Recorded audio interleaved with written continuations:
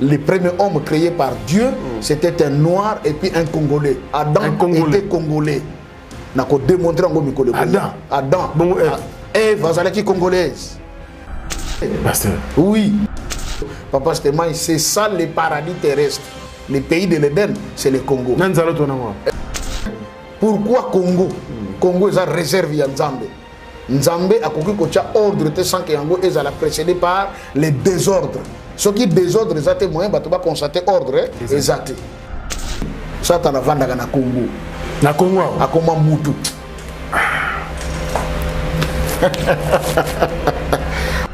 Baladi Sangaye, sauf avec instruction, n'a qu'on dévoilé. Attendez. C'est un jeune. Jeune? C'est un jeune. Parce que Satan a un ennemi, il y a des chrétiens, mais il y a un serviteur de Nzambe. Oh, il y a un pasteur de je vous informe que Satan pense à la Nzambe.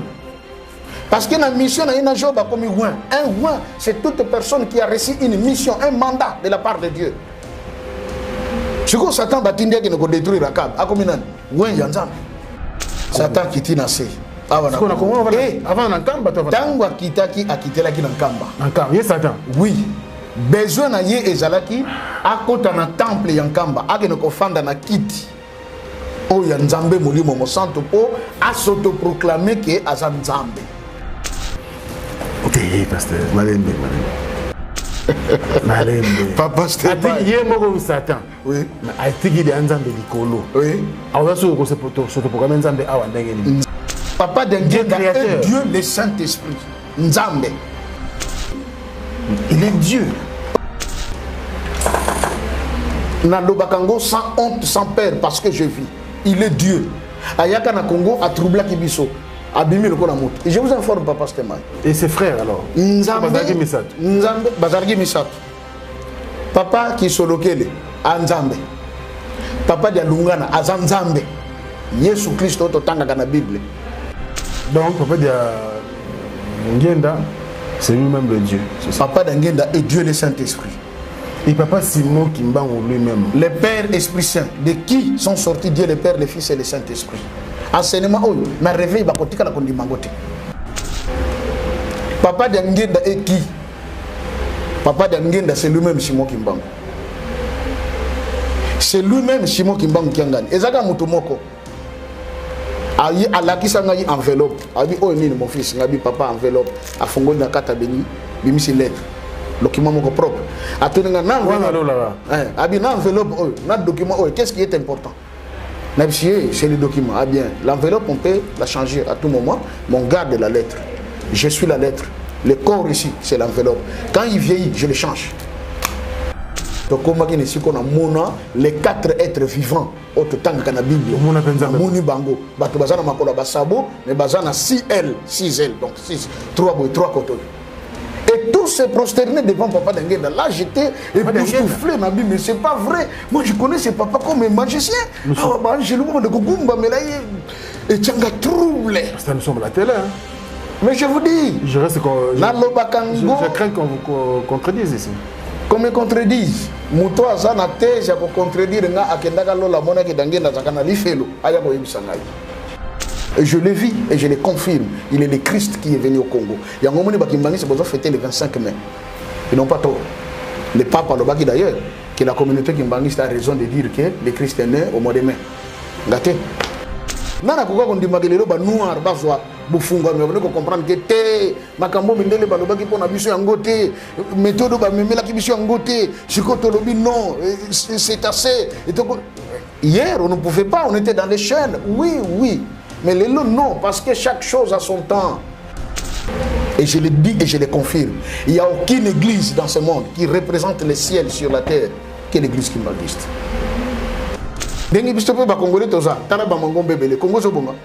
Parce que tu dois reconnaître où est le vrai chemin. Parce que notre papa est un grand magicien. Voilà. Je vous dirai le pourquoi de cet accident. Ok. Papa parce que le lot se reproduire en 2021. Mais je dirai le pourquoi. Je dirai le pourquoi. Allez-y. Papa Nangenda me dit le diable ayaki na bana na yeba koti na kata lengomba. Lokolo ayebi ke na ye pona kokanga ye et mettre fin à sa mission. Kanda na ye, il faut assembler sa lengomba na ngapo leta akanga yango. Musala na ngesila na mukini. Ye mutasali saka accident batu ba mbula na mbula po makambona ekotaka na mutu na ngai e yaka na mutu na ngai mais Nzambe akoyaka te alonga kaka. C'était sa parole. Qu'est-ce s'est-il passé na accident et où tu koleka maintenant? Tolonga ki dimanche na Kinshasa. Maintenant to côté kaka nzela ya mbanzangu ya mabele. Liboso kuna mvule beti. Ba camion nyonso e kangami. C'était plein de véhicules. Même les chefs spirituels, Papa Simon qui manque à Kangamaki na poto. C'est après qu'on a compris, c'est lui-même qui a fait ça. Pourquoi? Parce qu'il y a eu un groupe de 5 grands sorciers envoyés par le diable ayant pour mission à cause de cet accident à l'aller Batuba Koufa et Belé pour que l'inauguration et ça les maté ya misé. Papa Simon le dit, n'a une quitté Fonatambola Makulu. Ah papa poto ça Belé ko kita tabio dans un nous jeune makasi zana na ko tambola. Abando ki ne makolo. Ba pousa liboso ba ko kuta momo na moko muke. Aba 7 ans. Ah, mais moi non, yo ndenge na landi biso cortège bato bazara kuna ya. Yo zonga kuna papa parae. Wana baba scooter, baba garde et tout le reste. Tango papa c'est moi pousse comme moi liboso bi ah na moni awa ça va. Boke ne kotindi kala nga jeep e ya ezwanga comme ça token. Tango baso songo be ko kuta muto batika ki mwana muke aza mukolo. Tala moi maboko, tala moi makolo. Tala libo munene. Suki lemba na mbongo na yebele. Oh, yo uti wa.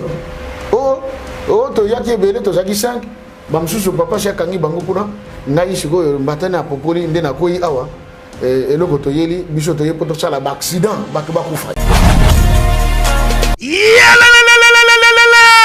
Changement de fréquence, changement d'adresse chez Djonga. Bolela kitro, oh, esika ya bino moko ezali te boyeba ke Djonga azuli bino solution. Azu esika ya ye moko akofandisa idéologie, esika oyo ba Congolais tout bakobanda koya kokutana na ndenge ya defuate. Chez Djonga de, chez Djonga de, awa bokokuta biloko nyonso bolingaka ya kotumba. Lokola ntaba ya kitoko pe elengi, soso ya kotumba, ngulu ya kotumba, poaso ya kotumba. Esengeli koyeba ke chez Djonga de bafongolaka kobanda mokolo ya mardi ti dimanche. Awa nde sika ambiance ezali kolala, adresse eza kaka se moko. Chez Djonga de weekend boza deja ya kosepela po awa ambiance elalaka awa na ndenge ya defuate. Chaque vendredi bobanda kozwa Suzuki Luzubu 4x4 yende muta kosepelisa bino na ndenge ya kanate oza kulia oza komela oza kopina pe chaque samedi ekobanda kozala nde CNN Alligator na ba artiste mosusu bakobanda kosepelisa bino na makinu ya defuate na bakunga ya kosakana te. Et puis chaque dimanche sombele suka bisanga nde bokozwa les grands chanteurs Emile alias de Mingongo yende muta ko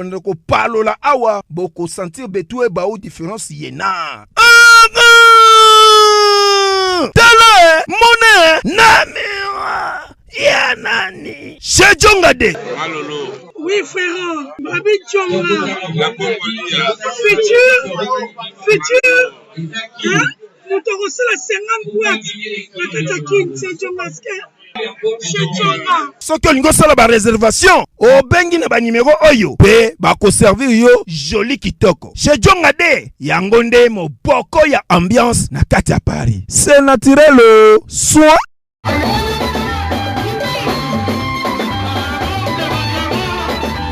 Fondation Yacine Bilele. Fondation Yacine Bilele. Zosunga. Sunga kabo fele babola ba mama ba veve. Oh Bilele. Zosunga. Yacine Bilele, mama motema malamu. Fondation Yacine Bilele.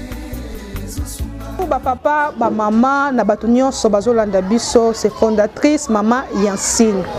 biso to ekoyebisa bino kaka ke toza na fondation na biso ya baveve na baorphelin oyo tosungaka bana na quartier Tchangu na Masina tosengi na bamama nyonso oyo baza na motema ya kosunga na bapapa nyonso partout dans le monde oyo boza na motema mpenza ya kosunga bana na bino bango yeyo boya tosunga bana bitike boya tosunga bamama veve toza na posa bilamba bana baza na bilamba te bambetu babloka mike nyonso bamama poto oyo bobwakaka na poto bamama toza nango bosenga na fondation Yansine bokangisela biso mpo bana na bino awa bazozanga bilamba bazozanga makambo ebele tosengi mpenza na bamama nyonso partout dans le monde oyo boza na motema kosunga boya bosunga fondation Yansine bilele toza na posa na bino toza na posa bilamba toza na posa ya biloko nyonso oyo boza nango bilamba babiloko oyo bobwakaka na bino kuna en tout cas bamama bapapa oyo bozolanda biso bokangisela biso boya kotika na Ophelina Yansine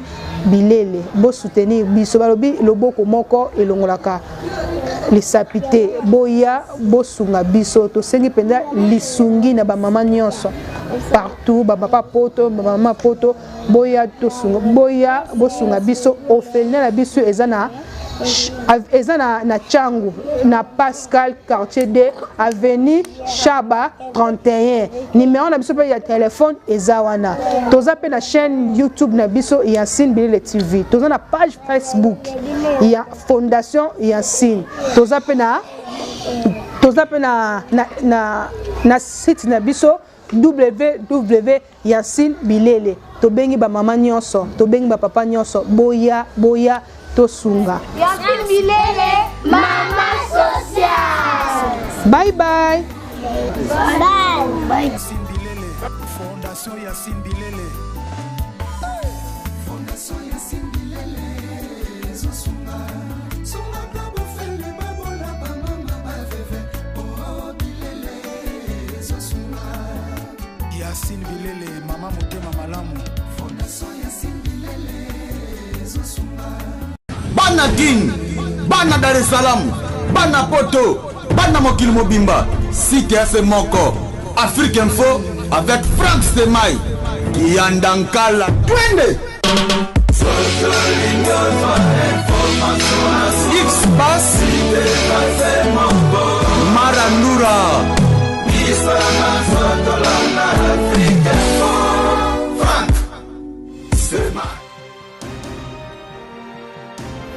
Bonjour chers amis fidèles internautes de l'Africa Info, merci pour la confiance et la fidélité que vous accordez bien sûr à notre modeste personne. C'est votre émission Religion Info. Alors nous allons continuer avec la série des émissions qu'on a commencé depuis quelques mois. Parlons bien sûr de la religion, quel genre de religion ou encore à qui, quel genre de Dieu que nous devons prier, nous Africains, précisément Congolais. Donc il y a beaucoup de choses à dire. On a réussi pas mal de gens ici sur ce plateau. Il y a des prophètes qui sont passés. Il y a aussi Man Mamona qui vient nous parler de sa spiritualité.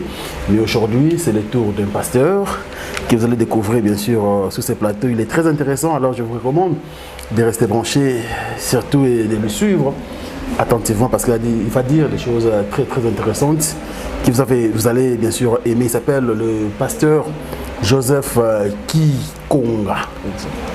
Bonjour pasteur. Bonjour. Je ne sais pas massacrer votre nom, j'espère. Non, pas du tout. C'est vrai que le petit complément, mes parents m'ont donné le prénom de Joseph. Mais bon, dans l'appel que j'ai eu envers le Seigneur, un jour il m'a dit que je m'appelle également Abraham. Abraham. Voilà pourquoi je suis Joseph Abraham Kikonga Diamou. Joseph Abraham Kikonga Diamou. Diamou, c'est le nom de mon père qui est mon poste-nom. Ok. Exact. Et je ne sais pas, mais nous allons faire cette émission en lingala. Ok. Pour permettre à tout le monde de bien suivre ce que vous allez dire. Merci beaucoup. Vous êtes d'accord avec moi? Oui, merci. Merci beaucoup, docteur. Et pas, qu'est-ce que je dis? C'est le pasteur Joseph Abraham Kikonga Diamou. Voilà, bien. Alors, pasteur, dites-nous qui vous êtes. Vous êtes vraiment nani, réellement nani. Vous allez pasteur. Vous êtes pasteur, il y a église nini, l'œil de Dieu, le bras de Dieu, la tête de Dieu. C'est quelle église que vous dirigez? Bon, merci beaucoup Papa Franck. Je crois que Otelo d'abord Nazali pasteur et comme les Ali Kambanzam Betunto Lobela, moi je pense que Tonga Kito le d'abord un petit mot à Dieu. OK. L'ambéli Tozo Banda Koloba de sa part. Tout ça là. Bible Lobby, c'est poussé par l'esprit que les hommes ont parlé de la part de Dieu. Ah ouais. Donc, moi le sambo il y a quelques minutes et puis c'est très rare. Hein? C'est une particularité hein. La commission mais merci pour ça. Merci tout bon délit. Na combat tata moi on appelle Molimo Santo. Kolona biso totondi yo osali biso ngolu. Ya komona mokolo malelo pe osangisi biso longo na Papa Frank Stemai pona koloba na tina na par na yo. Ndenge tolobi makomi lobi ete ezali na kotindika mana Molimo Santo nde bato balobi na par ya yo Nzambe e bandeli suka ya otoko lobane sikoyo ezala motambisi pe mokambi monoko ezala biso maloba ya yo moko na tinete bai bakoyoka basimbama bai bazaki akobunga bazonga na nzela bazanga koyeba yo bai yo pe nyonso ebana kopesa lokumu epai na yo okomba tata mwana pe Molimo Santo. Amen. Amen. Merci. Ah, Pasteur Masipeli. Merci beaucoup. Comment le sambo boy. Ngamono ki bilo etambole ngana nzoto. Talinga bien ba question pene banikoya. Merci. Ndorenza ba ko inspirer nga bien lelo. Merci. Alors d'entrée de jeu na likambotuni nazali pasteur ya wapi, est-ce que ezali l'église l'œil de Dieu, est-ce que c'est les lois de l'Éternel? Papa Franck, histoire nanga est un peu compliquée. Compliquée dans quel sens? Nabotami dans une famille kimbanguiste. Mon père et ma mère. Papa nanga azalaka à l'époque. Premier secrétaire particulier, il y a Papa Dangenda. Ok. Oui, mais il était encore jeune. Voilà, Sisi Betina Bangosika. C'était au moment où à l'église Kimbangiste Yebanakina noté officiellement. Banako semble en clandestinité. Papa Zakina Papa Dangenda, mais lorsqu'à Kutanina Noko na Yemoko, il lui dit que bon, écoutez, on a vu Moussala, mais nazo sele pa ya Papa Dangenda mwana Papa Simo Kimbambu. Alors nous connaît à décourager qui Papa Nanga. Abia mais neve yo ke noko sala Moussala pa Dangenda mwana Kimbambu. Wana okokufa pauvre pe okosunga biso ba noko na yote. Donc cette parole avait trop d'influence dans la vie à Papa Nanga, que finalement il va quitter. Avec le président Kassavoubou, bon, c'est l'ancien qui plus dans la vie politique et tout.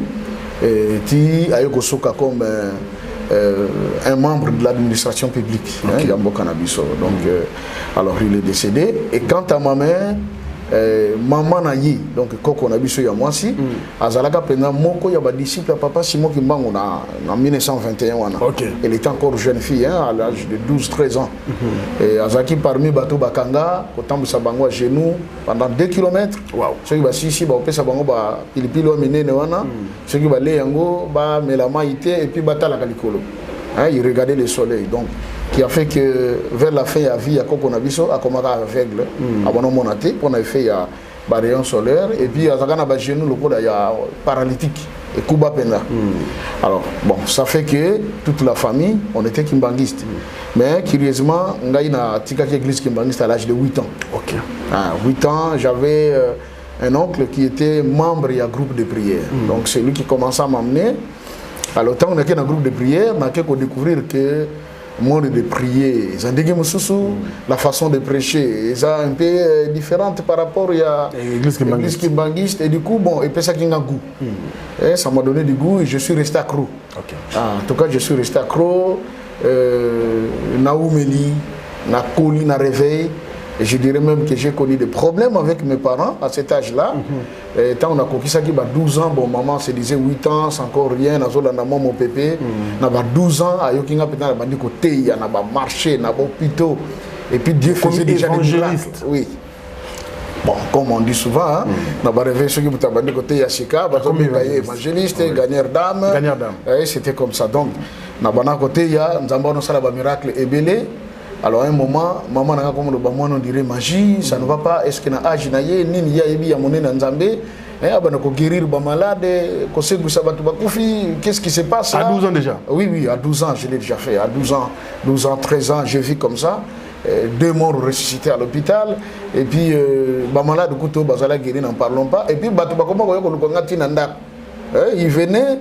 c'est pas que on n'est pas docteur mais parce que moi na moko zalaka ceux qui a sambeli pona yo nzamba ko sala. Alors nakoni na makamanzambe. Nakoni na makamanzambe et ça dit que na sali 32 ans moins dans l'église de réveil. 32 ans, il y a eu beaucoup de hauts débats. Bah, parents, oui, quand même pasteur. Si, parce que ton ça miracle quand même faux, ça a quand même influencé moi effectivement. Bon, grâce pour nous d'abord na kolaki dans une communauté. Hein? La communauté na kolaki c'est l'église Unité évangélique. Okay. Unité évangélique c'était na travail plus sur l'intérieur Yamboka. OK. Kinshasa na bana ko na ba vacances parce que na tagi mingi l'intérieur. Alors, na église Unité évangélique Nazaki na Kimpango, frontière avec l'Angola, c'est là que j'ai beaucoup évolué. On a travaillé dans l'église Unité évangélique toute la jeunesse, je dirais. Et puis, bon, l'unité évangélique, pour comprendre, c'est une communauté qui a été mise en place par l'apôtre Bolamba. Oh, il y a un musée à Dinabal. Ok, d'accord. Donc, Bazaki Bana, il a fait pas comme Zambé Malamo, mais Basalaki unité évangélique. Bon, paix à son âme, j'avais appris qu'ici à Koufa, il était au Canada et tout. Ndé Saliki Nakoli. Après, je me retrouve dans la ville de Matadi, toujours au sein de l'église. Mais, tant qu'on a yaki na Kinshasa, bon, la vision a changé. Mais le miracle continue à s'opérer ou bien Katanaki? Non, non, ça continue. Parce que ça, moi, la prière, les jeûnes, c'est vraiment ma nourriture. Nzamba, on a ma kambebele, bon. Et ça, on a commis ça parce que Ngaï Kem Tunabana Salango, et ça, Nzambé. Alors, à un moment, j'ai quitté Kinshasa pour Brazzaville. Et puis, na Kenega Kapona Makamanzambe. Et Kunande, on a travaillé dans la communauté de l'Alliance. Pasteur local, la pasteur Fridolin Kwendende, qui est colonel. Zakina Bango. Donc, il y a eu le docteur Amos à l'église Temps de Dieu. On a beaucoup évolué. Et puis, bon, jusqu'à ce qu'à un moment, Papa Stemai n'a un message contraire. Ok. C'est-à-dire un message contraire, c'est-à-dire que j'ai conduisais une église écoli, Batubakomi Belé, na Brazzaville. Oui, Makambe Belé, Zosalema. Ndé, na comme un peu Mutuna, personnellement. Nazo sale la Nzambe, na Simbaki cité, Magité. Mais est-ce que Ndenge na sale laka? Exemple, Ndenge Nzamba Lingaka? Bon, ceux qui ont makamsu na lobaka, exemple, Bongote. Alors, au dernier jour, ce serait grave parce que la Bible dit que ceux qui enseignent seront jugés sévèrement. Alors, et pour ça qu'il y a un kota mabondeli, pensez à ça qu'on a kuta na pendant Nzambe to solo là. Donc malgré le miracle au bandé ko sala, malgré ma influence comme qui nango. Exact. Pour na yozo monaka on dirait na ko na salisi na ko kisi volonté Nzambe. Oui, donc na communauté pendant le comité. Parce que la vie éternelle est la socle la vie pour Nanda. Hein, je me disais, le Christ l'a dit, à quoi sert à un homme de gagner ce monde depuis qu'il perd de son âme? Mais pendant ce temps, on a servi quand Nzambe. On a servi pour Nini pendant qu'on servi Nzambe et en toute sincérité. Oui. Et là on est inquiété au-dessus. Et là on est inquiété et que n'a d'abord la Bible. Vous verrez que le livre mingi ototangaka, ce que nous avons commis livre naie. Et Tikali Bongo. Bâtir même droit d'auteur. Hein? Ceux qui ont lungi, au traduire livre, il faut autorisation à mon doigt comment qu'il livre. Mais je m'étais rendu compte que la Bible est le seul livre qui est modifié, qui est également traduit en plusieurs exemplaires, en plusieurs langues et en plusieurs versions. Alors, comment on a autant de versions, à un moment, ça commence à troubler. Je dis, Seigneur, où se trouverait la vérité? Parce que comment on a côté monsieur verset monsieur balongoli côté monsieur ezali. Question nakati molobate entre parenthèses, est-ce que pendant ce temps aux autres temps autant la théologie pour bandaki quand même que ça dans Nzambe est trop jeune. Merci bien. Côté la théologie en soi c'est vrai bakumi sakango. Bakumi sakango parce que dans le domaine avant vous allez engager, il faut la licencier en théologie et tout ça. Mais Nzambe baye bakaye na théologie té. OK. Papa Stéma Nzambe baye bakaye na théologie té. La théologie c'est une science. On parle de théos et logos ou théo logos donc Dieu et science, la science qui étudie Dieu. Est-ce que mutako ko yeko la Nzambe peut comprendre Nzambe? C'est vraiment impossible. Dieu baye ko la kayete, Nzambe baye ko la kayete mais Nzambe a se révélé pas mot. OK. pour nous comprendre il faut que Dieu lui-même se révèle. À mes mots, c'est pas une de comprendre que ah Nzamba za la kande boye, alinga kande boye, mais classe mon côté dans mon kilo. Pourquoi tu es dans l'église alors? Donc on a quoi apprendre juste certaines formalités et l'histoire. La théologie, c'est juste ça. C'est l'histoire biblique, l'histoire des prophètes, l'histoire de ce que bon, Christ avait fait, ceci. Mais pour na kokota mozindo, il faut appeler. Ndena lobaka toujours bakoma ka mosali ya nzambe te mais babota maka mosali ya nzambe. OK. Parce que lelo soki mosala ya nzambe bebi bato mingi bakomi basali ya nzambe. Pourquoi? Amoni papa Steba ya komi bishop, archibishop, à l'église, azotambola na jipi ya bien, atongi ndako kitoko makambo tout très bien, abia ngape na moni fona ko monanga ka mosala ya nzambe. Abandi ko tanga Bible mbala moko Yesu azali awa. Biso neto lobi ke Yesu azali awa. Mais parfois yemo ka lobi nazawa na te. Vous voyez? Oui. Mais c'est quand on est appelé qu'on peut réellement faire l'œuvre de Dieu. Un vrai serviteur de Dieu azali ambassadeur Yanzambe. Ambassadeur Akenakoloba Kombo na yete. Alors au nom de son président, au nom de son roi. Même il faut y quand même. Oui, il faut attendre. Alors Ngaïbe comme tel, Nakoloba que tout était spirituel, n'a salipé ma formation biblique. OK. Vous voyez? Oui. J'ai eu à faire des formations bibliques pour Nakoyeba, les Kambutel, mais j'insiste, ils ont classé. Parce que bato mingi oba servira ki nzambe na ibandeli. To utakala, bamsoko mona bango atanga classe mais c'est un puissant serviteur de Dieu et une puissante servante de Dieu. Ça c'est vrai. Voilà papa Stéphane. Alors, notre une question à théologie, pourquoi? Parce qu'on lobby que la Bible, c'est le seul livre où ils ont la version belée, ils allaient traduire dans plusieurs langues et consorts.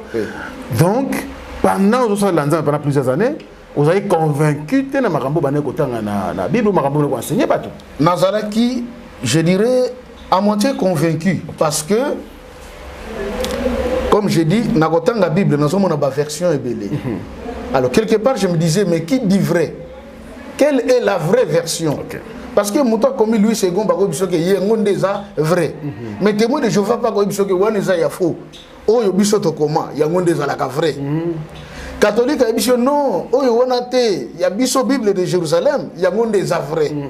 Alors, la Bible dit la lettre tue. C'est l'esprit qui vivifie. Mokanda, tanto tangaka, et koboma. Koboma dans quel sens? Na français, balobi, traduire, c'est trahir. Na personne qui ça. Papa, c'était moi, le bi que non, tout un peu na papa douda, le banaye nazoya. Le bien on a kimia. Mais quand on a commis au long de non papa douda papa Stéma ya lobby azoya papa douda oui papa Stéma ya lobby azoya. Vous voyez cette façon de parler est changée. Après muto yoga ko lobani oh et bon aussi qu'on a bano zele banda kala ne à peine azul baka azoya au moni que na muto que neki comme ma discours asa capable de enflammer. Alors c'est pareil. Tant que vous traduire la Bible, quelque part, peut babandaki ko trahir. Pourquoi? Au moins la pensée originelle Yanzambe, Yangote va traduire. Alors Yangote tina kinga nabité, na fona lugana kuta na Nzambe yemoko. To solola na ye, on a ye bapena ndenge na tambolaka, ndenge na salaka. Est-ce que ça bongo ou bien des choses où yezake eza bongote. Au moins papa Stéma, mingi lelo basala Nzambe, tozaka courage ya ko réparer te. Na salaki mabe mais na demeuré na kata mabe. Vous voyez David azwaka mokano ya kotumbela Nzambe mbeka. Mais qu'est-ce qui se passe? Et si ka kotumbela mbeka na bambeka o yefwa sala wana Nzamba zalaki d'accord te. Vous comprenez? Pourquoi azaki d'accord te acte o ya posaki ya kosala recensement Nzamba sepelaki na ngote. Parce que Nzamba lobaki bana Israël bakoma lokola les sables de la mer. Les étoiles des cieux. Moutomo a compté bango à Rosalate. Mais roi David a sali recensement. Et a sali recensement et c'est peli sinzambete. David a dit non. Na tombela nzambe mbeka. Mais entre temps quand nzambe zaki batoshi bakufi. David a se repentir à comprendre que naza roi, naza prophète mais j'ai mal agi. Oui. Vous voyez, Bishop Basala Nzambe, il faut tout ça la kandengwana.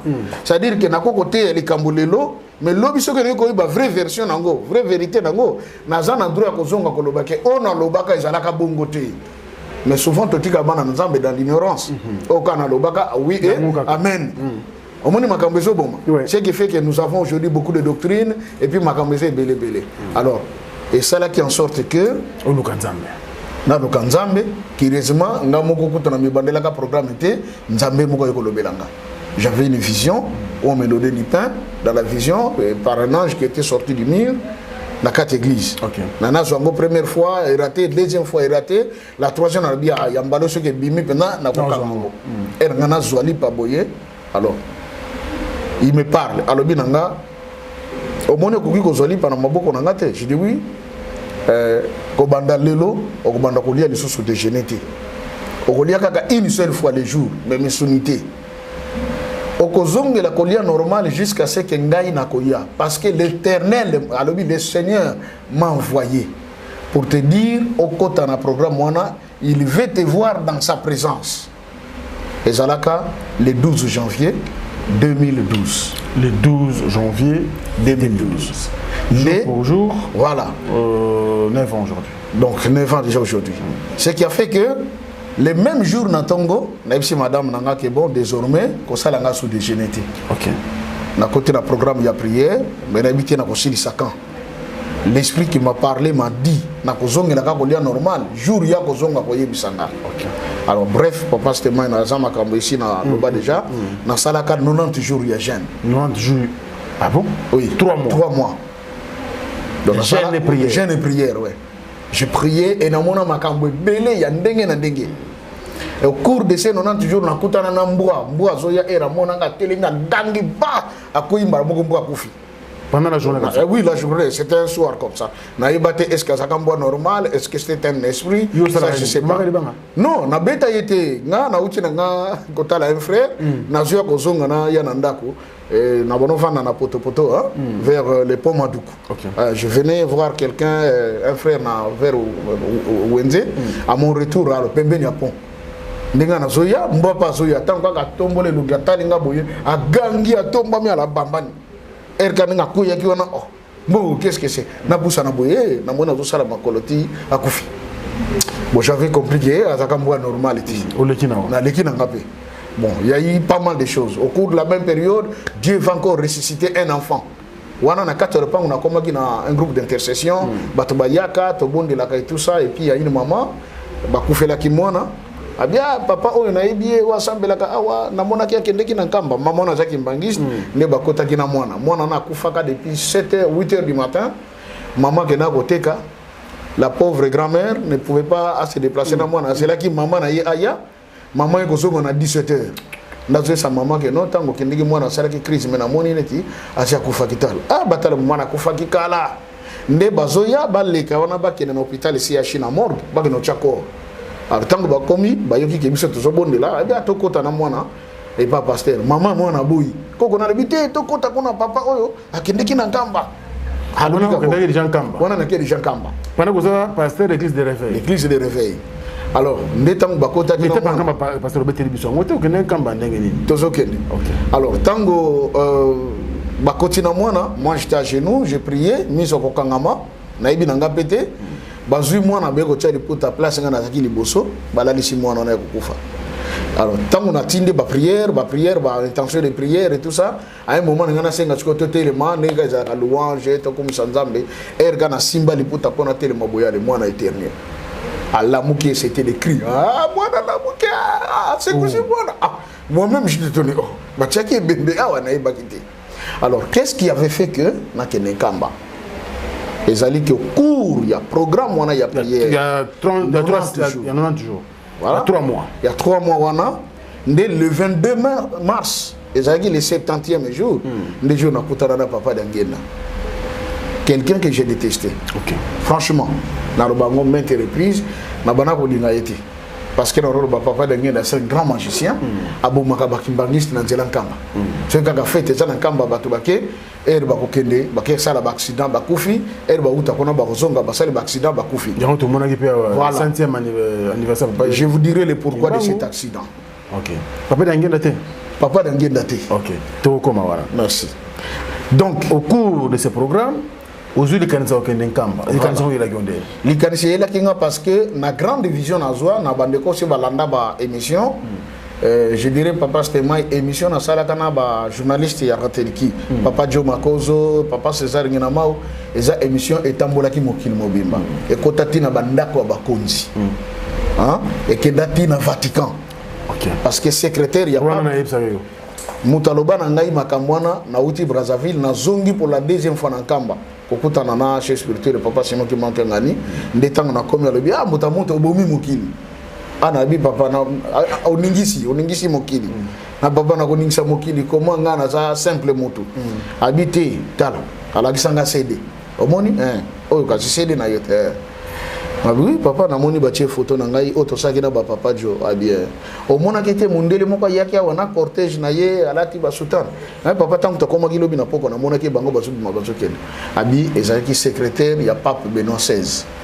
eloko yeli baza na CD na yo balandi yango bachango kuto na monoko ya mboka na bango mais ayeko senga ngai na boma yo misu parce que makambo yo zomona ozana no elenge makambo ne ligi minene voilà 2012 oui en 2013 OK na papa au moment na misu abie alobi ozana no elenge makambo zomona eligi minene fallait to boma yo misu ngabisiko papa boma misu babi oh nzambe shiki apesi c'était la parole de papa le papa Simon qui manque et l'émission je dirais que ce soit à l'époque ba konzina biso l'ancien président bazwa kango parce que son conseiller ayaka na centre d'accueil ba bengaka ngaka non ba yekoluka kozwa CD na yo ya émission Bosali et que n'était pas na ye il y a eu des pasteurs que je peux pas citer les noms il y a Kinshasa des grands pasteurs bazwa CD wana bazaki nango ba konjebele mususu ya Afrique bazwa CD wana France Belgique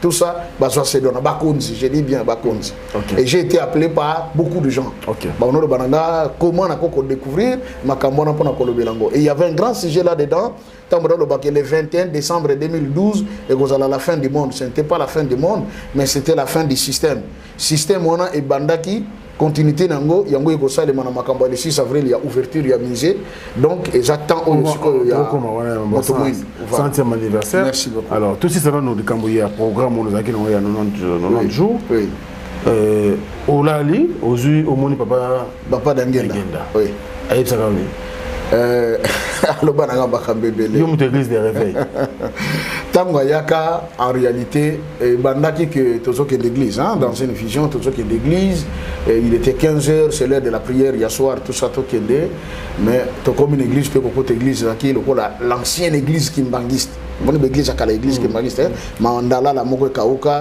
babam moko ya babambu hein mabele kaka comme ça et curieusement tant to côté l'église ngo biso to longoli pe ma papa avec mes frères qui étaient avec moi, tu moi papa de quoi na vision. Tu bono bondela. Alors il y avait un frère à Bano pe sa intention de prendre to benga le modérateur. Ah to bondela pona sije bo to bonda bo un moment il dit bon to foka ma to senga boli bi c'est pas Nzambe parce que Nzamba yoka le samba mutama somote. C'est le moment où on s'était mis à genoux en train de prier. Na olena fukama na lalaki to lo nasé. Alors dans ma prière, j'ai pleuré pour l'homme noir. J'ai pleuré pour les Africains. Pour nini Afrique zo bongate pour nini tozaka kana pasi pour nini mutu munda comme on le un inférieur alors que azam mutaliboso o nzamba sala voyez Nicolas Koya o lobiango to sala ba séquence to kolobela likambo tali la création on va en parler le premier homme créé par Dieu c'était un noir et puis un congolais Adam était congolais na ko démontrer ngo Nicolas Koya Adam bon Ève azalaki congolaise. Vous voyez? Pasteur. Oui. Et Mindele balobi que l'Afrique est le berceau de l'humanité. Donc, bah ici biso polele que et bandeli ya humanité mokili bato ezalaki l'Afrique et particulièrement na Congo parce que Congo na biso oyo papa Stéma c'est ça le paradis terrestre. Le pays de l'Éden, c'est le Congo. Malgré Nzaloto, on a tokolobi la makambo to zana ba séquence bande ko ba comprendre pourquoi Congo. Congo est à réserve ya Nzambe. Nzambe a koki kocha ordre te sans que yango ezala précédé par les désordres. Ce qui désordre ezate moyen bato ba constater ordre ezate. Yango moni Bible lobi que au commencement il y avait le tohu-bohu. Donc les chaos, les désordres, c'est alors que Nzamba a créé a tié ordre. C'est pareil au Congo. Le Congo symbolise le monde. Vous voyez, le symbolise le programme de Dieu. Donc alors, Papa d'Angenda, donc qu'est-ce s'est-il passé? Dans mon alali nazole là, masumo Afrique, passe nabiso, ponito zonio comment, mutu munda sa lokula na valeur te. Parent je plairais na parce que mutazo simbanga na mutu. Mon fils, réveille-toi, lève-toi.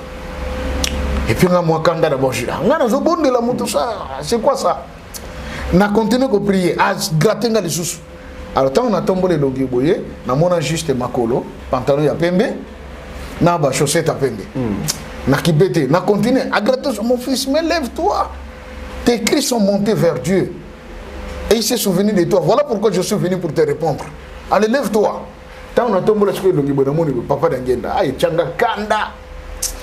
Comment on l'ingété déjà? Abi magicien moko boyo ko déranger na prière. Au nom de Jésus, va-t'en. Na ganga bongo.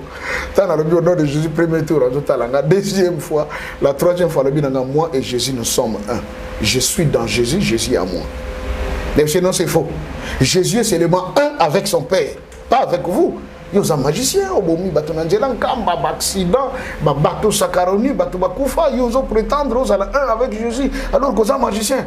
Abinanga mon fils, ce n'est pas de ta faute. Tu dis de ces choses parce que elles t'ont été enseignées. Et où tu es pas na yote. Ce qui bato bakotsa ka makamona na mutu na yote olunga ko lobangote. Olomiango pa bato balobaki. Mais je ne suis pas ce que toi tu penses que je suis. Moi et Jésus, nous sommes un. Mais non, Jésus est un avec son Père. Natuninga, bongo tata ngwa Yesu zanani. Nabi tata Yesu zamoli mon santo. Abi ah bravo, tu connais? Comment azatata naïe? Nabi non mais la Bible est claire. L'ange Gabriel est en yaka kokota na maman Marie. Alors baki je te salue toi qui une grâce a été faite. Mais nasuka baki l'ombre du Saint-Esprit te couvrira et tu tomberas enceinte. C'est que moi non botamma qui azaki moli mon santo parce que ombre ne me couvrir Marie. Alors aujourd'hui tu as vu le Saint-Esprit. Ah wana tianga kanda. Nabi papa d'Angenda yoza magicien ko bananga te yoza moli mon santo. Là benanga lève-toi. Lève-toi, viens voir. Naboui. Alors, il y avait 4 surveillants comme ça autour de lui. Mon corps binanga mais téléma quand même ça mukolo mutazolo badayo. Alors par respect, la téléma. Na téléma, c'était curieux papa Stéma. On est à l'église ya mandala la wana. On se retrouve dans le temple d'Nkamba. Nakati. Mais ce temple Nkamba, tu n'attends pas les colos. Mais au temple Nkamba. Non, au Ibi Nkamba avant. Non, mon aga na télé, j'étais allé là-bas, j'étais encore trop petit. À l'époque en 82 à peine, j'avais je crois 6 ans. À l'inauguration du temple. Donc naïba vraiment grand chose. Mais comme Nathalie a la télé, bah image, ça c'est le temple d'Nkamba. Alors, Kobimoto Bimara Libanda et Sika Makamba Mine les Salema. Je vis, Papa Simon Kimbangu, pas les bottes à monter au ciel, pour que nous vendons dans notre trône éternellement. Nous sommes à Mokili, ça t'en a vendu dans Congo. Na Congo à comment Moutou. Baladi Sangaye, sauf avec instruction, n'a qu'on dévoilé yété. Attendez. C'est un jeune. Jeune. C'est un jeune. Azamutu Mwindu. Et si quand Zamba Zalake, c'est que Satan qui n'a pas vendu. Parce que Satan, Azalaka ennemi, il y a des chrétiens. Mais Azalaka serviteur, il y a Nzambe. Nzambe, ce que nous avons dit, Kamba Mabe, Nzamba Salaka Mabete. Donc, tu as dit que Nzambe. Bazakana Nzambe. Le diable marche avec Dieu. Pasteur, attention. Rappelez-vous de Job. Nzamba tunagi Satan. Où tu vas? C'est-à-dire Aouti Wapi, Aouti na Mokili. Aketi na présence Nzambe na lola, wana Nzamba zo fanda na lola. Je précise, wana Nzamba zo fanda na lola. Po Nzamba fanda so na lola te. Depuis longtemps. Makambo omniprésent depuis longtemps. Qui n'a confusion na baninga mususu balobi ti prêche des hérésies. On moni théologie. Théologie. Ce que zo teya la révélation de Dieu, les cambo ça ya profondeur. Comme ba moni que na Bible phrase wana ba komangote, balobi hérésie. L'hérésie, c'est un enseignement contraire à la vérité. Vous voyez? Alors, je l'ai toujours souligné et dit, Dieu vit sur la terre maintenant. Maintenant, Satan a outi na mokili kotambola, akuti Job, amoni makamune nyonso bozunaye, ake azonge panzambe, nzamba tono outi na outi tambola na mokili. Ah, otamboli ndenge nini? Omoni mosa nanga Job te. Abia yo koza na moto kuna na bureau naza na mosali na tielaka motema comme les gens nzambe bobeta lisolo na satana roi Akab ya Israël asalaka mabe ko détruire le peuple ko conduire bango na banzambe moko bapaya oto yokaka makambo ya 1 roi 18 kona lisolo ya prophète Eli et le prophète de Baal et d'Astarté mutasala makambo na c'était le roi Akab maintenant na mabe wana nzamba azwaki mokano ke il faut ko boma mutu wana parce que a faire dérouter tout son peuple mais nzamba zaki incapable ko boma Akab c'est curieux nzamba salisi réunion na lola tous les anges étaient là atuni bango nani aza capable akita na mokili akeme ko bomela ngai Akab pour na moni peuple nanga babungi. La Bible est claire, aucun ange n'était digne, mais vint se présenter devant l'Éternel l'esprit des mensonges. C'est le diable. C'est le diable. Christ a lobby.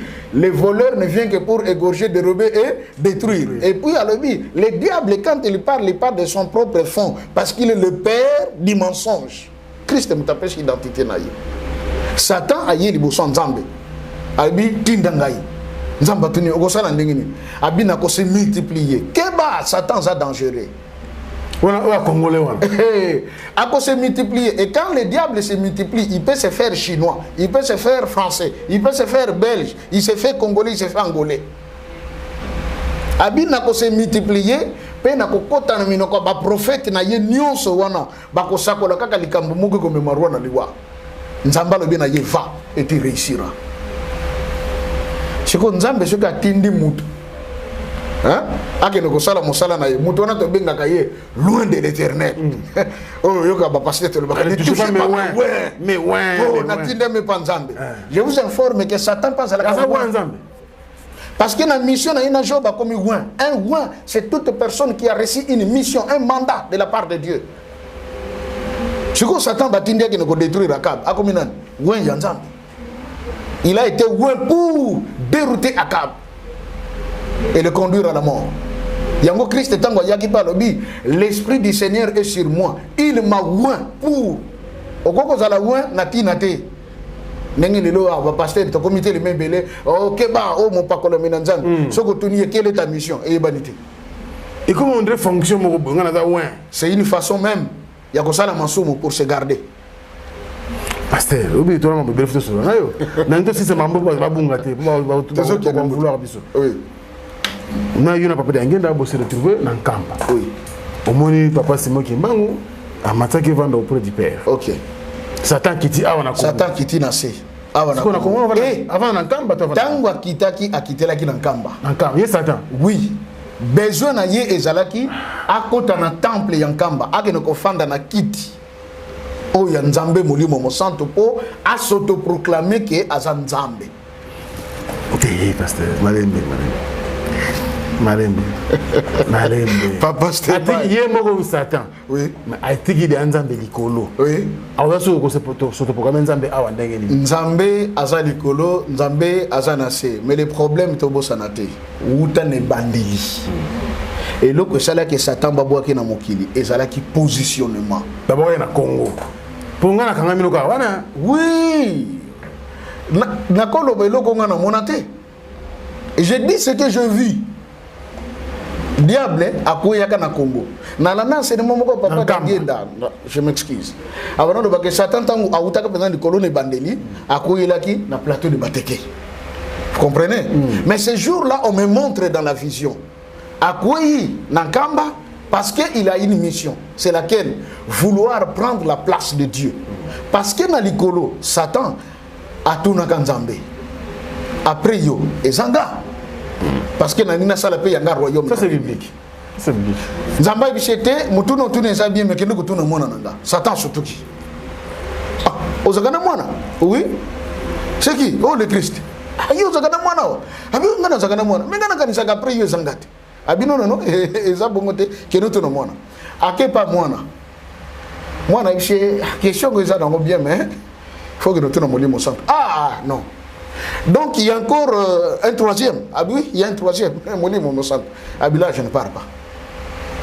Baninga ne mususu banjiro ba kende kakabi nako kendete. Sujet d'orgueil otoyoka kawana.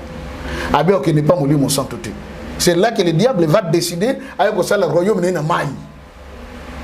Je placerai mon trône au-dessus des étoiles de Dieu. Pour ça, les Agakuna na l'écolo a balkanisé Lola. Il n'y a pas besoin de partir à Banda pour régner.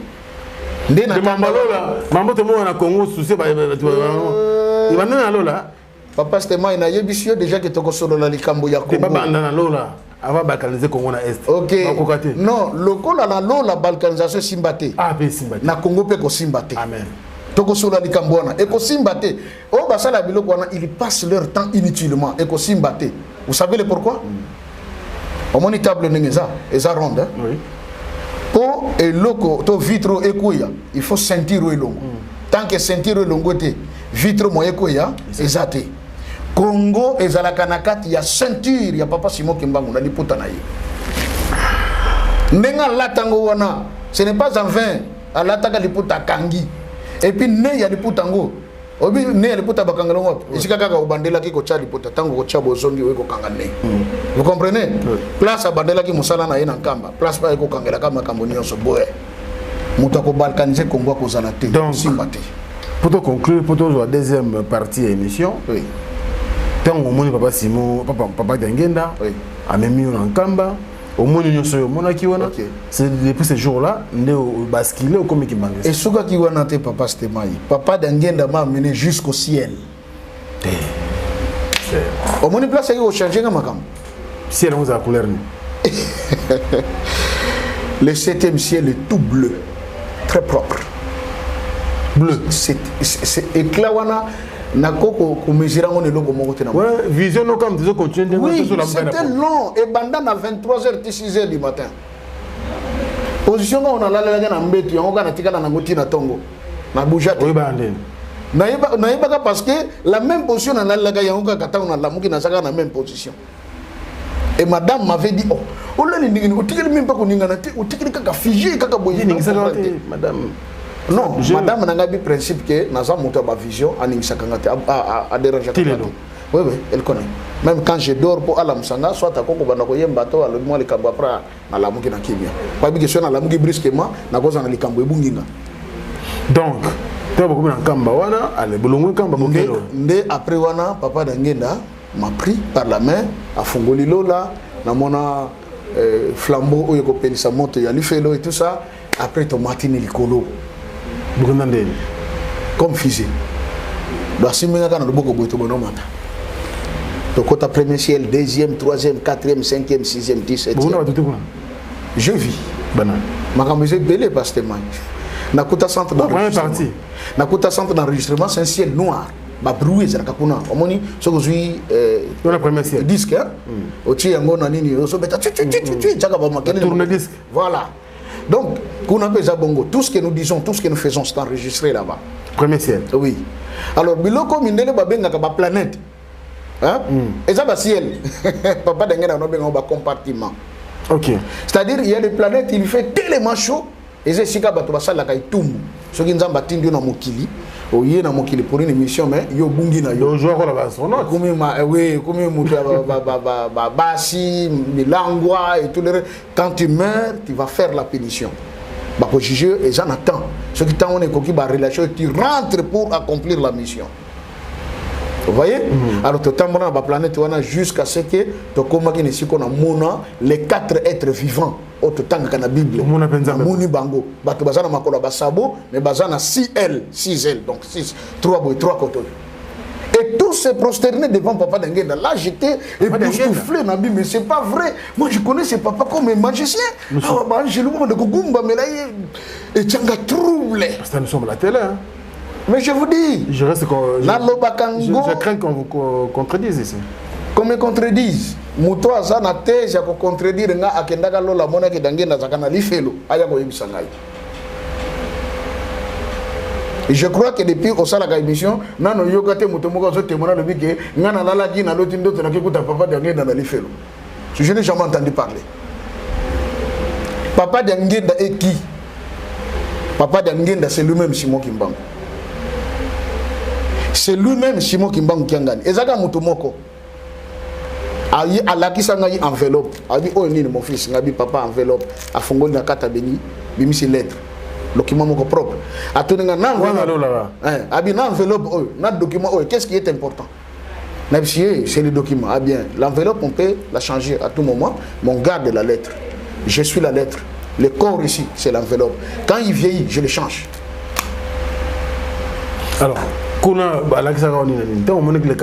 ce que je vis dans les cieux, on m'a dit que c'est une église qui manque ici. Et ça, l'école. Et où est l'école? La femme qui manque, c'est pasteur. Je suis fan parce que j'ai découvert ce qui est vrai. Et je le dis et je le confirme. Il n'y a aucune église dans ce monde qui représente le ciel sur la terre que l'église kimbangiste. Tout ça dans nos parcours, avant de compter la question, beaucoup de Lola. Après, qu'est-ce qu'il y a eu? Tant beaucoup de Lola. Gloire pour que je croie que je comprenne qu'il est Dieu. Il est Dieu. Papa d'un Dieu créateur. Dieu, le Saint-Esprit. Nzambe.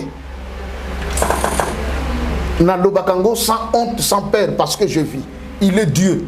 Ayaka na Congo a troublé Kibiso. Abimi le Kolamut. Et je vous informe, Papa Stemay. Et ses frères alors? Nzambe. Bazargi Misato. Papa qui solokele. Anzambe. Papa de Lungana. Azanzambe. Yesu Christo totanga dans la Bible. Matthieu chapitre 24. Ba Pierre batu dinkolo Yesu. Il ne restera pas pierre sur pierre qui ne soit renversé. Mais qu'est-ce qui se passe? Dis-nous, quand sera la fin du monde? Et quel sera le signe de ton avènement? Toute une série de choses où il faut s'accomplir. Mais pour son avènement, vous entendrez parler de guerre et de bruits de guerre. Des famines, des tremblements de terre.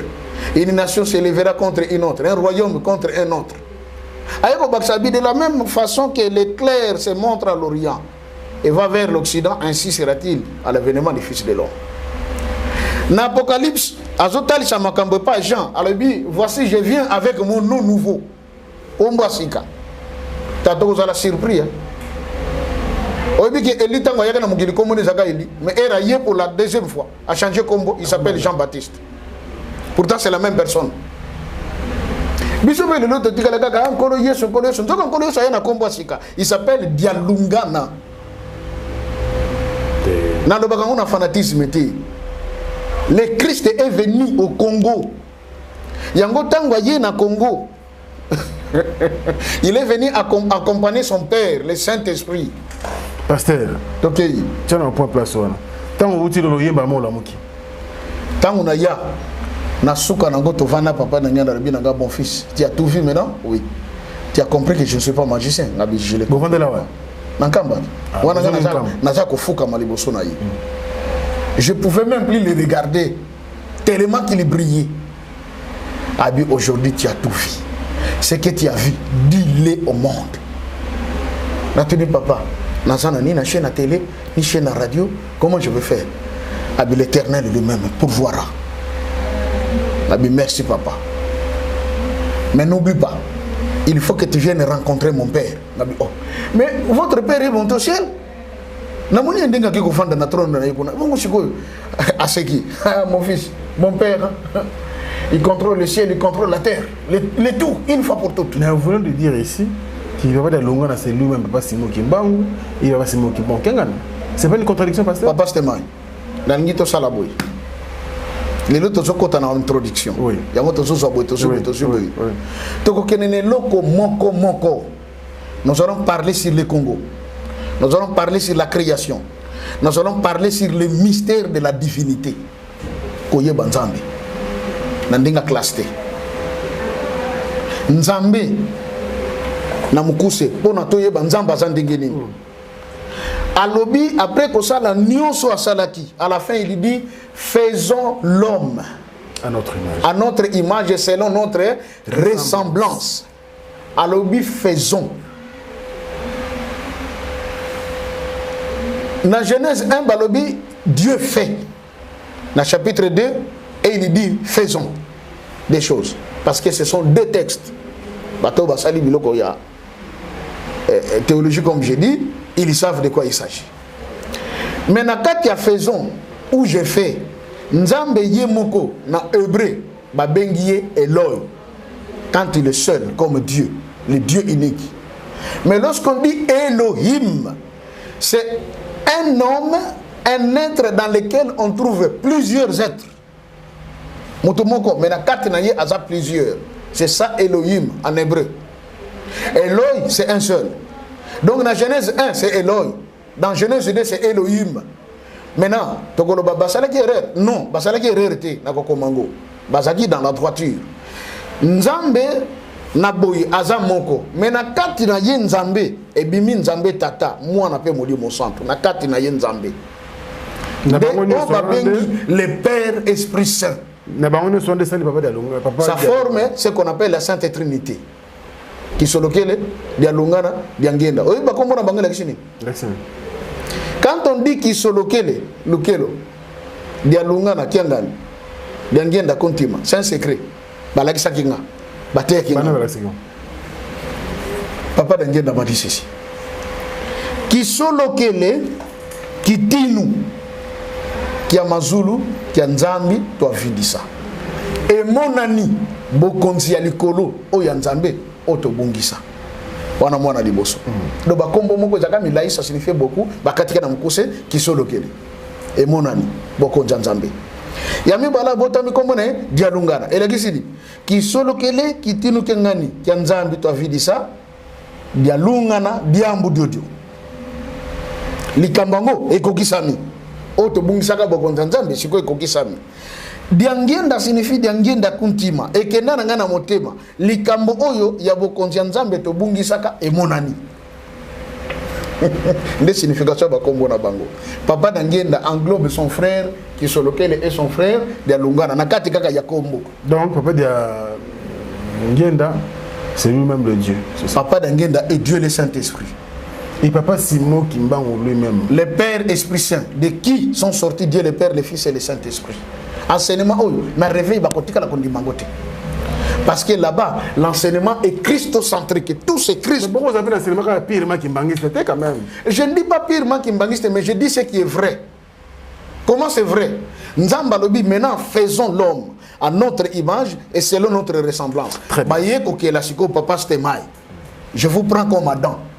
Mais tant que keli papa stemai na linga kombo no wana dia suka disuka likambo ya suka omoni eza clair hein nzamba keli tout ya suka yeko sala mutu maintenant tango akeli mutu c'est que mutu azali corps azali âme azali esprit mais ko bosa na te corps no yango esprit na yo pesa na corps nango quand les même forme ndengozali coiffure quand ndengozali pourquoi ce qui na lali lelo na butu na komono tandoto ke tozo sala émission na papa Stemai na komona yo papa Stemai or na zomona eza oya za na likolo mbeto te na ndako ya lali mais na zomona Stemai esprit ça c'est le monde des esprits. Le temps que l'autre kandoto en soi eza na ndoto te eza koloba mais j'étais dans le monde des esprits et voilà parmi les esprits te kutani on s'est dit ça et ça et ça. C'est ainsi que Nzamba sala que le jour est là pour tout ça la bisalo to koko sala mais tout ce que koki il faut là parce que le corps doit céder la place à l'esprit à côté à peine un monde naïe a fonctionné. Le jour de la mort, je conclue par là dans le Camboy. Jour yakufa c'est votre âme qui va sortir. Âme naïe pesa na nzoto nango. To yoka ko entel akufa ki me bamona ki. Mais bamoni ndeni fala zalaka un vent mais bamoni comment ah bamoni penza c'est lui on l'a vu mais c'est akufat bon bamoni ndengedini nzamba salaki que corps ya âme corps ya esprit akochango nyonso na corps moko corps charnel le tout dans un tout mais nzambe sikoyo amikabolaka yango moni tango yake pa ya tata na biso Abraham amikaboli abimi penza nzoto kotoyo le père nzoto mususu le fils nzoto mususu le Saint-Esprit baye pa Abraham. Alors, quelle était la réaction tant que yo la moki na ndoto na yo bon ou la moki na pongi à 6h du matin au bout de détail moi côté nyo so na ndoto la moki nango na sakana ngoti au sambeli oui c'est comme tel bosso 25 ans na ngobetele so lande ngwana na beta na l'église de réveil na beta li solote parce que zaraki pona ngakake et ça qui kake parce que nabi mon Dieu mais moi j'ai combattu papa d'Angenda. En tout cas, franchement, bateau balandanga mingi, ba conférence, ba séminaire, j'ai critiqué pas mal. Ah, les kimbangistes. Et vous y trouverez même des intellectuels. Et qui reste là en longueur de journée, papa, oh yeah, oh yeah. Wana bateya na zoteya. Ba critique pe na commentaire na émission na moi. Vous voyez? Wana na zoteya. Wana zoteya. Wana na zana no kuna na réveil. Maintenant imaginez les mêmes histoires là que je disais, je viendrai dire le contraire. Omoni makamuna kutana nango, yango kutana na apôtre Paul. Azo combattre ba fidèle, il y a notre Seigneur Jésus-Christ parce que yé azalaki na religion juive en tant que judaïste. Vous voyez, aye koli makambo yo komama, oyo kake komama, mebek oyo komama. Ya momoni ba yuda tang banako attaquer kolo yeso bazol bakanga, ce qui te dit là, ce n'est pas écrit. Moïse n'a pas dit ça. Makamba nzambe, ce qui est écrit c'est une partie. Oyo komama te l'équipe. Oyo komama esi komama. Et ce qui est écrit est écrit. Wana balobiango na cadre ya elaka. Parce que Pilate tango a commis a dit que personne ne change, j'ai écrit. Pourquoi? Il était juriste. C'était une loi établie pour Christ. Mouta changé en côté. Bacha une koulous. Inscription éthique à la bongo. Entre parenthèses encore. Donc toi baka ne koulous on a pour les papa d'Angenda. Papa de Lungana. De Lungana. Et je vous informe que Bakimbani c'est bien bien papa de Lungana zakana bandosuna maboko. Rares sont les photos comme on a le boko comme ça. Abanola tabilamba akoza amashi acheti koto bonase abomba ka maboko bon akolo soka asimbi azavi de boye fazo mo elamba atie na se atie kona na kati po bomona te il y en a qui ont vu ce play là. Sérieux? Sérieux, je suis sérieux. Et je le vis et je le confirme. Il est le Christ qui est venu au Congo. Il y a un moment où c'est besoin de fêter le 25 mai. Ils n'ont pas tort. Le pape a le baki d'ailleurs que la communauté kimbangiste a raison de dire que le Christ est né au mois de mai. Gâté. Pour l'indiquer aussi le net. Mais le baki a dit au début que c'était le 25 décembre. La célébration du soleil. C'est un culte égyptien qui n'a rien à voir avec le christianisme. Voyez?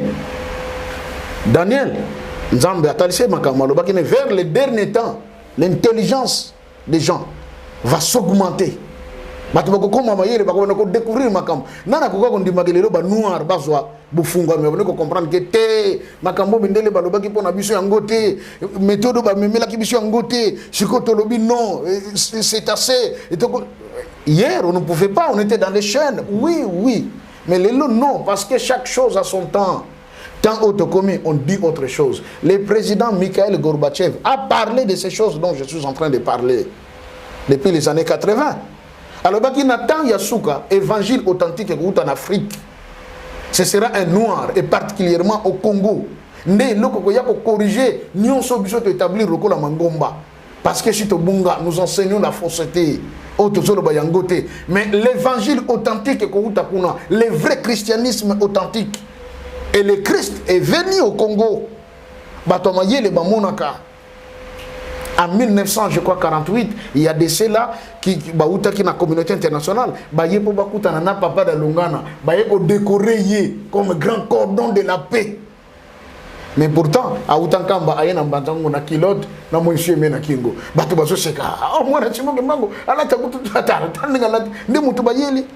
Mais eux, ils savaient, ils étaient en face de qui?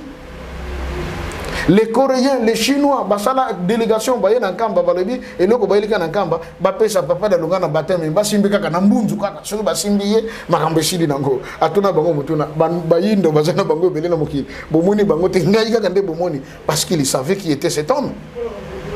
Au Congo, nous sommes en train de dormir. Nathan Toza Papa Stemai, nous ne sommes plus différents du temps des apôtres. Le Christ est venu, il vit avec eux, mais Bango Baïbi comme étant le fils du charpentier. Vous voyez? Parce que tu dois reconnaître où est le vrai chemin. Alors, au soir de même ma propre femme ne savait pas. C'est vraiment que ça commence à me déranger. Si on a un papa d'un magicien, ça commence à me déranger. Et ce qui a été passé, là, je commence à voir maintenant la multiplicité de visions. Il y a des rencontres boyées. Papa qui se loquait, le papa de l'Ongana, papa de l'Ongana, il y a un bimisi bakiti, na tcheli banda to fandi to bano solo. Mais bateau, bazo monanga, moninga ya kufuka mangana zo bondela, na libanda, wana vision sur tes réalités. Mais ngana bimisa ki bakiti pona yembi bango misa to na tcheli banda to zo solo là. mais bato bamona kinga babi que non depuis na fuka maki na zobondela na umeli wana na place to bonose l'intercession. Or moi j'étais avec les trois en cause. To silisi babi singa bon biso to matin na centre d'accueil wana na Brazzaville to zozo ngamba lobby mais ça là tout Hollande biso ngamba o ya bongo to solo la malamu. Ah bon likamute papa. Batelemi na kangisi bakiti na kezo ngisa ndako. Ta na kangisi bakiti na zoko zongisa ndako bayaka tongo na ba 5 heures. Ne ko zongisa bakiti na ndako na ke na fouiller veste tout ça mbongo moko zaki na kat na bendi mbongo pona ko fotela bango taxi oyo fo bazonga na centre. Na ya boye bazate. Oh, qu'est-ce qui se passe? Natuni maman, papa moko na zaki. Oh te papa, yele ko fuka moko na zobondela. To moni ko ndinga zobondela. Mais je dis non. Na kina papa moko bisata biso to moni bango te. J'ai vécu des choses. Papa Simon Kimbangu oyo yali puta na lala na yembe to moko. Nga na lali, moi c'est na lali na quoi? Nga na lali boy. Na kata butu na pongi kaneza o baluka boy. Na baluka na tuti mutu. Oh. Comment ça? Madame malala koto oh non. Na tia sur le boko boy. Madame, na tota mutu mususu. Na bili drama lembe. Oh non. Na tala boy. Tata moko munene mundu kofo. On est à faute. Il y a faute. Nana baluka natale boye abalu selo. Natala ye abelidra akangi. Oh, qui est cet homme? Mais comment mutu akokota na chambre ndako na biso? Ay na chambre là et puis na mbeto na biso. Papa, tu qui na malade. Tu qui na malade, ngana la moi c'est na mutu mobo. Ata za bébé. Crie. Té. Pourquoi la crier kate na za munganga? Ma femme était enceinte presque à terme. Na comprendre que ce qui na crié et que ça la yé bien té. Ma salle la maîtrise. Na lukina yeba d'abord de qui il s'agit. Comme na mona kesa mukolo na lobi bon moyibi je sais pas. Bon moyibi akola raison na mbeto. Bon oh nani penza. Est-ce que madame mutakotisiye abosa ko tia na chambre bapaya?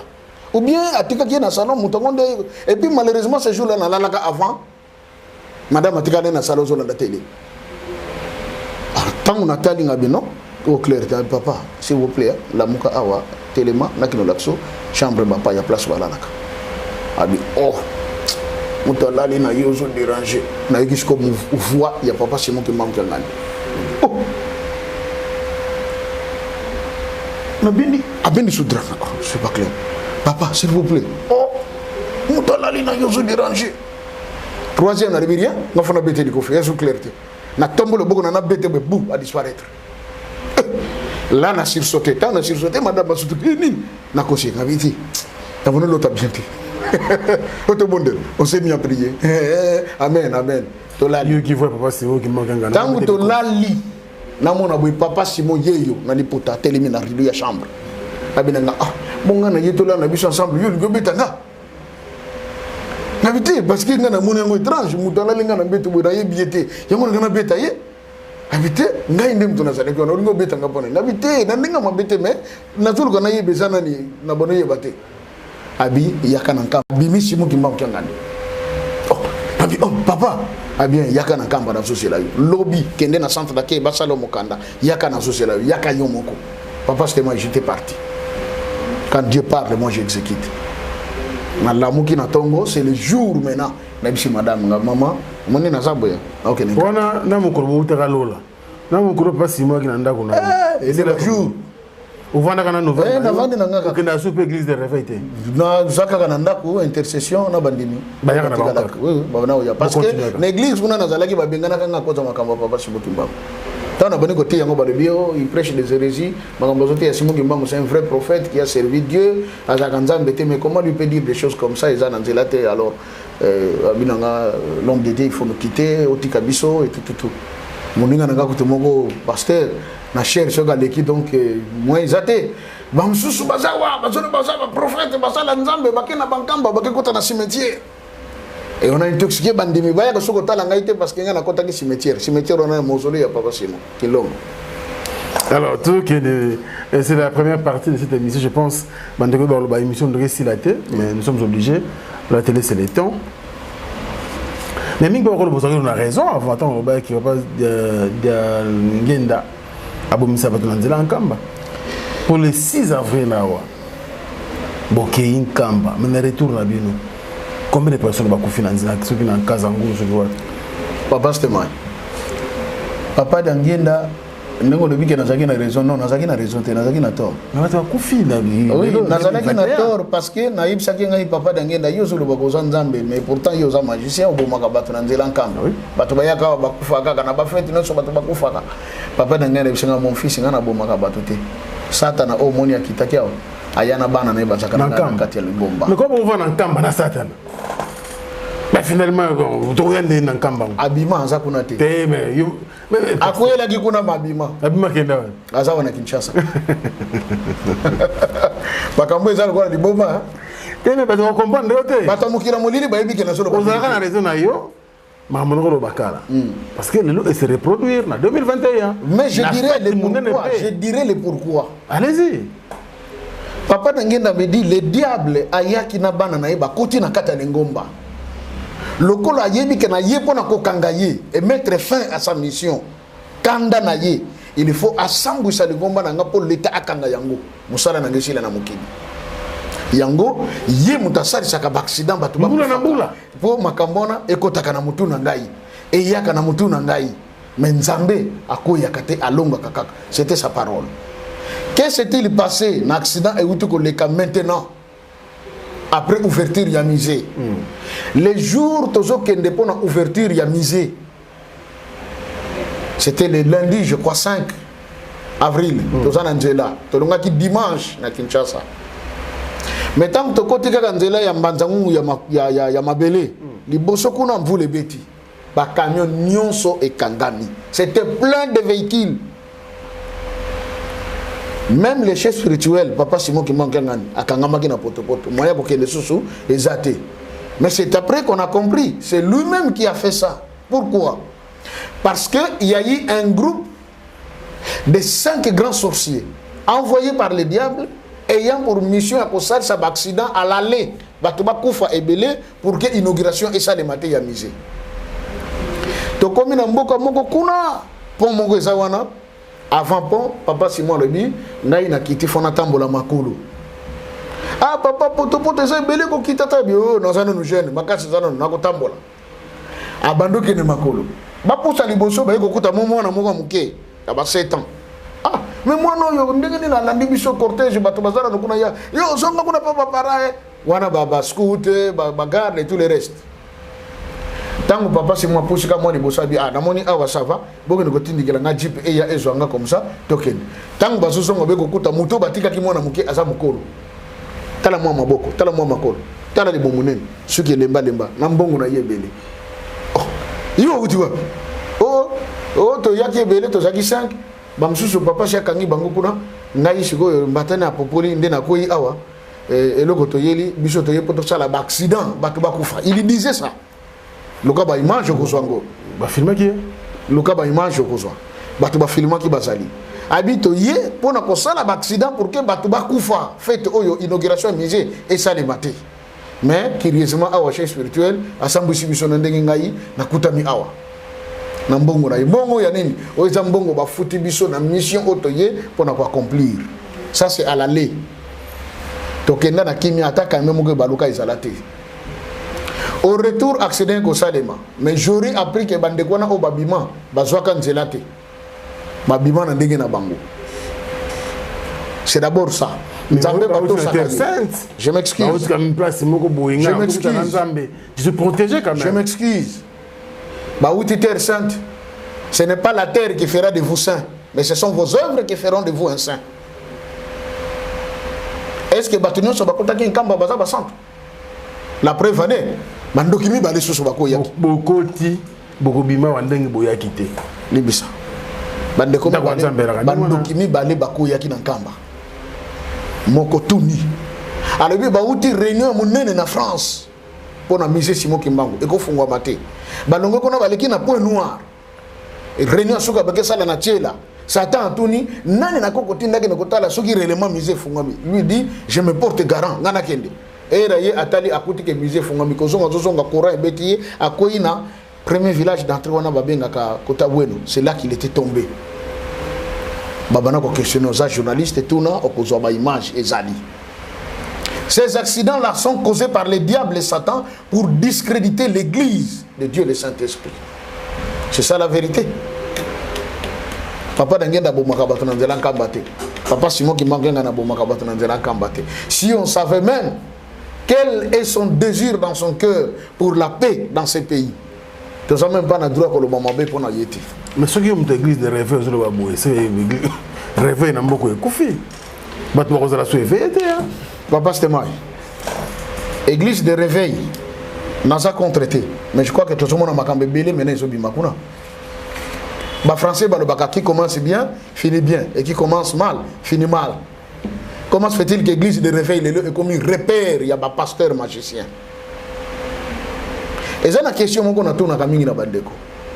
Dans les années 60, les années 70, les années 80, il y avait beaucoup de blancs qui venaient ici pour des campagnes. Oyoka stade de martyrs, campagne, mondial tel aïe, américain, allemand aïe, français moko aïe kuna, coréen moko aïe kuna. Mais c'est quoi besoin de suite pour nous?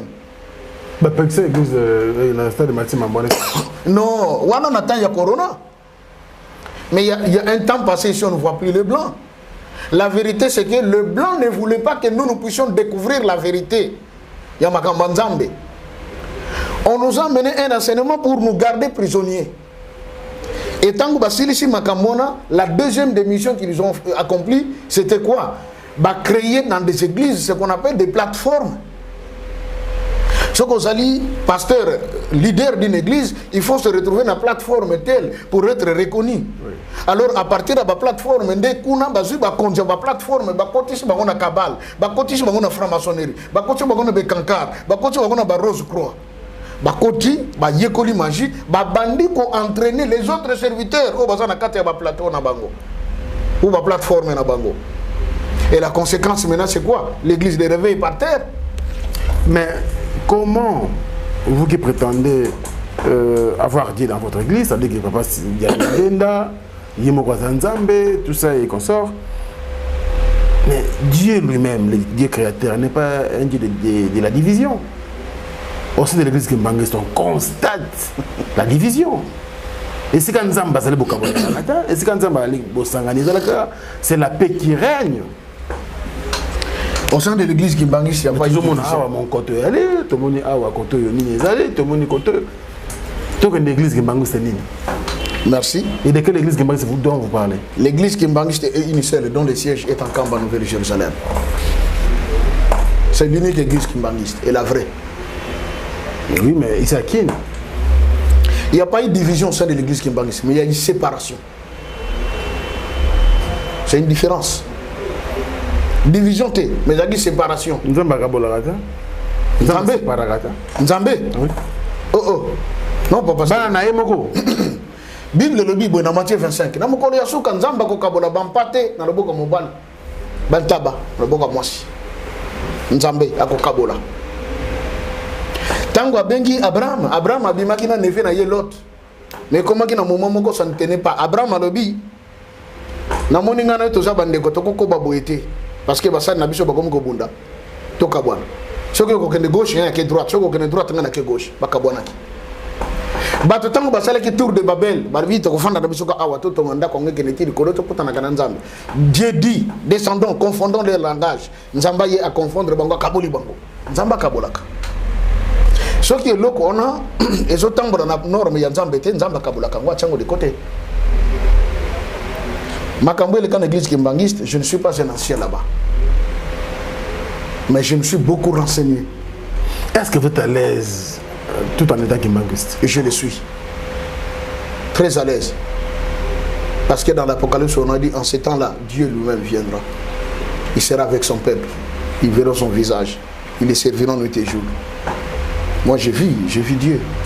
Dans mon accueil, on appelle ça même beauté. Tu vas dire tout solo. C'est ce qu'on nous enseignait dans le réveil. Dieu est esprit. Ce que nous avons dit, Nzambe faut koufa. Mais Nzambe. Papa, c'était moi. Dans mon question, il fallait que bon, on a mystère de la divinité. Merci beaucoup. Merci, pasteur. Nous sommes à la fin de cette première partie de l'émission. Je pense intéressante, hein, cette émission Bandeo OCP Anango. Alors, on a compris, le pasteur Joseph Abraham Kikomba Kikonga. Diamou. Diamou, non, c'est pas là, on m'a dit pour aller. Donc voilà, tout le monde première partie, aussi les analyses, on continue bien sûr. Ceux qui binent au Sénégal, ceux qui binent au Souka, parce que c'est une introduction, tout ça, pour la série des émissions, tout ça, là, pasteur Joseph Abraham Kikonga Diamou. Je pense que c'était intéressant. Merci, pasteur. Merci beaucoup. Nous sommes à la fin et nous croisons. Il y a beaucoup de questions, beaucoup. Merci. Soyez toujours prêts pour nous répondre. Merci beaucoup. Merci beaucoup. Nous saluons également l'assistance de Doudou Douda qui nous assiste. Nous tout le monde parce que hier, tu vas la question photo tourner prochainement. Maël Sadi qui était au four et au moulin pour la réussite de cette émission. Si vous avez aimé, dites merci à ces messieurs. Merci à vous et à la prochaine. Merci.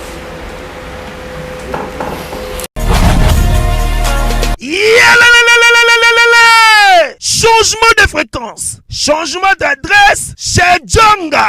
Bolela kitro, oh, esika ya bino moko ezali te boyeba ke Djonga azuli bino solution. Azu esika ya ye moko akofandisa idéologie, esika oyo ba Congolais tout bakobanda koya kokutana na ndenge ya defuate. Chez Djonga de. Chez Djonga de awa bokokuta biloko nyonso bolingaka ya kotumba lokola ntaba ya kitoko pe elengi, soso ya kotumba, ngulu ya kotumba, poaso ya kotumba. Esengeli koyeba ke chez Djonga de bafongolaka kobanda mokolo ya mardi ti dimanche. Awa nde sika ambiance ezali kolala, adresse eza kaka se moko. Chez Djonga de weekend boza deja ya kosepela po awa ambiance elalaka awa na ndenge ya defuate. Chaque vendredi bobanda kozwa Suzuki Luzubu 4x4 yende muta kosepelisa bino na ndenge ya kosakana te, oza kulia, oza komela, oza kopina. Pe chaque samedi ekobanda kozala nde CNN Alligator na ba artiste mosusu bakobanda kosepelisa bino na makinu ya defuate na bakunga ya kosakana te. Et puis chaque dimanche sombele suka ya bisanga nde bokozwa les grands chanteurs Emile alias de Mingongo yende muta konde ko palola awa boko sentir betue ba ou différence yena.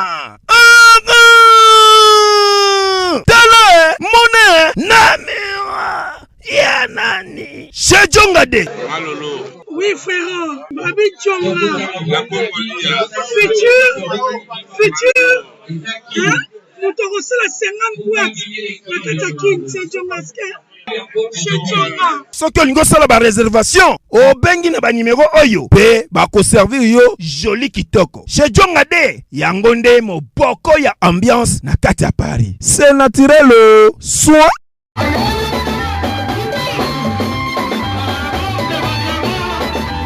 Fondation Yassine Bilele. Fondation Yassine Bilele. Zosunga. Sunga kabo fele babola ba mama ba veve. Oh Bilele. Zosunga. Yassine Bilele, mama motema malamu. Fondation Yassine Bilele. Zosunga. Pour ba papa, ba mama na bato nyonso bazolanda biso, c'est fondatrice mama Yassine. Biso to ekoyebisa bino kaka ke toza na fondation na biso ya ba veuve na ba orphelin o to swanga ba na quartier Changu na Masina. To sengi na ba mama nyonso o baza na motema ya kosunga. Na ba papa nyonso partout dans le monde o boza na motema penza ya kosunga bana na bino bango yeyo. Boya to sunga bana bitike, boya to sunga ba mama veuve. Toza na posa bilamba bana baza na bilamba te, ba mbetu ba bloka mike nyonso ba mama poto o bobwa kaka na poto ba mama toza nango bosenga na fondation Yassine bokangisela biso po bana na bino awa bazozanga bilamba bazozanga makambu ebele tosengi penza na ba mama nyonso partout dans le monde oboza na motema kosunga boya bosunga fondation Yassine Bilele toza na posa na bino toza na posa bilamba toza na posa ya biloko nyonso oboza nango bilamba ba biloko obobwaka na bino kuna en tout cas ba mama ba papa obozolanda biso bokangisela biso boya kotika na Ophelina Yassine Bilele bo soutenir biso balobi loboko moko elongolaka lisapite boya bosunga biso tosengi penza lisungi na ba mama nyonso partout ba papa poto ba mama poto boya tosunga boya bosunga biso Ophelina na biso ezana na Changu na Pascal quartier de avenue Chaba 31 numéro na biso pe ya téléphone ezawana toza pe na chaîne YouTube na biso Yassine Bilele TV toza na page Facebook ya fondation Yassine toza pe na toza pe na site na biso www.Yacine Bilele. To bengi ba mama nyonso, to bengi ba papa nyonso, boya to sunga. Yacine Bilele, Mama Social. Bye bye. Bye. Fondation Yacine Bilele. Fondation Yacine Bilele. Zosunga. Sunga kabo fele babola ba mama ba veve. Oh Bilele. Zosunga. Yacine Bilele, mama motema malamu. Fondation Yacine Bilele. Zosunga.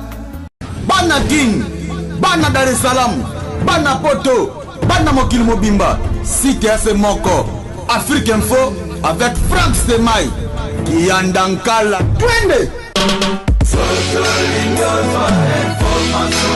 X-Bass,